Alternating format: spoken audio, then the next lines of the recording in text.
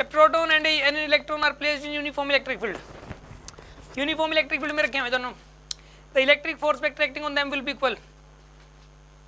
गलत है, electric force vector word use कर लिया नाम से, वेक्टर वेक्टर के अंदर डायरेक्शन होती है, तो डायरेक्शन कैसे इक्वल हो सकती है, यूनिफॉर्म इलेक्ट्रिक फील्ड है तो डायरेक्शन कैसे इक्वल हो सकती है, डायरेक्शन अपोजिट होगी, the magnitude of the force will be equal. ये बिल्कुल सही बात है क्योंकि ई सेम है और दोनों पे चार्ज भी सेम होता है, there accelerations will be equal. ये बिल्कुल गलत बात है क्योंकि फोर्स बाय मास होता है, मास दोनों का अलग अलग है, the magnitude of their accelerations will be equal. ये बिल्कुल गलत बात है।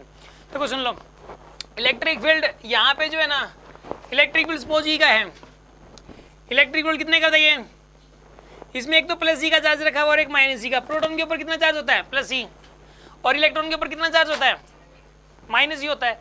एक तो ये वाली बात याद कर लो आप कि जो चार्ज ऑन प्रोटॉन होता है ना, चार्ज ऑन प्रोटॉन वो किसके बराबर होता है बोलो, प्लस ई, यानी कि प्लस का 1.6 इंटू 10⁻⁻19 कूलम।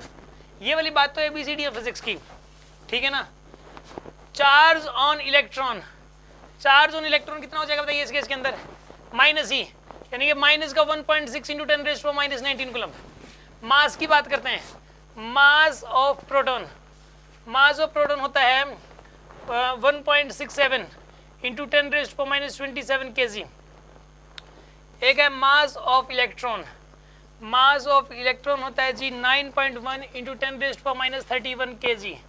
ये मैं एक बात बताऊँ, हर एवरेज बच्चे को भी ये याद होता है, मतलब एक स्कूल गोइंग जो स्टूडेंट है जो अच्छा है उसको ना ये टिप्स पे रहते हैं याद, ठीक है ना।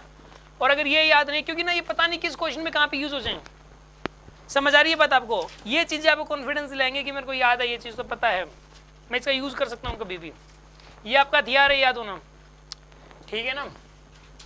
ये charge on proton, charge on, ये बार बार ना बताने पड़े ना, ये छोटी छोटी बातें, मैं पता चले यही बता रहा हूँ आगे तक, ठीक है ना। बार बार यूज हो रहा है यार, मैं बार बार लिख रहा हूँ चार्ज ऑन प्रोटॉन ये होता है, इसको दिमाग में गोट लो यार आप।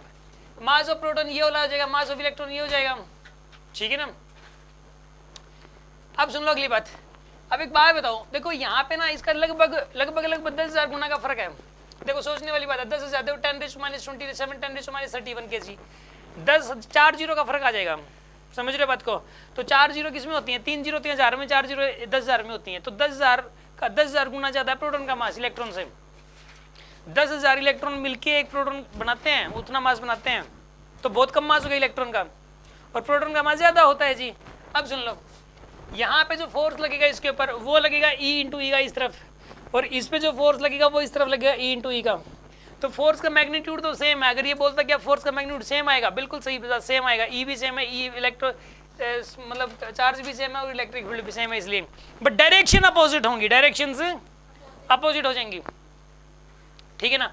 Force equal, force opposite, direction opposite आ जाएंगे, मैग्नीट्यूड सेम आएगा। बात करें अब एक्सेलरेशन की, तो एक्सेलरेशन भी अलग अलग हो जाएगा यार, एक्सेलरेशन ऑफ प्रोटॉन और एक acceleration of electron. Acceleration of proton force तो बराबर है, चलो मास तो अलग अलग है ना, मास ऑफ प्रोटॉन तो अलग है ना, और ये force by mass of electron ME, ये एमपी और एमई अलग अलग है, ठीक है ना। ये एमपी है यहाँ पे और ये एमई है, ठीक है। डायरेक्शन भी अलग अलग है, मैग्नीट्यूड भी अलग अलग एक्सेलरेशन का। तो यस, कोई शक है किसी को इस बात में, समझ में आ रही है बात आपको। जैसे ये वाली बात मैं किसी थ्योरी के थ्रू समझाने की कोशिश करता तो इतना माइंड में सेट नहीं होता, अब इस क्वेश्चन के थ्रू हमने ये वाली बात समझी है तो ये ज़्यादा दिमाग में जाएगी। समझ में आ रही है कि बात नहीं आ रही आपको, कोई कुछ पूछना चाहता हो इसमें?